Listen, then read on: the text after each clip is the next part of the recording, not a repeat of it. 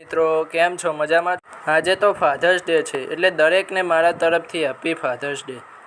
આજે તો હું મારા પપ્પા અને મારા દાદા વિશેની વાત કહીશ.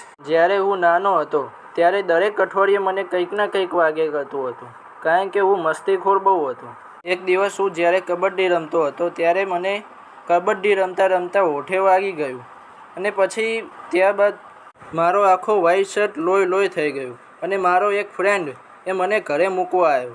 એ જોઈને મને મારા પપ્પા વઢ્યા અને મારા સાથે જે ફ્રેન્ડ આવ્યો તો એને પણ વઢ્યા. એને કહેવા લાગ્યા, તું આનું ધ્યાન નથી રાખી શકતો? એટલું બોલતા તો મારા પપ્પાનો જીવ ઉડી ગયો અને પછી પપ્પા મને દવાખાને લઈ ગયા. હવે ચાલો હું મારા દાદાની અને મારી વાત કહું. હું જ્યારે પહેલા ધોરણમાં ભણતો હતો ત્યારે હું રોજ ચપ્પલ ખોઈને આવતો. પછી મારા દાદા મને નવા ચપ્પલ લઈ દેતા અને મારા દાદા હું ચપ્પલ ખોઈને આવું ત્યારે સ્કૂલમાં આવીને ટીચરોને વળતા, કારણ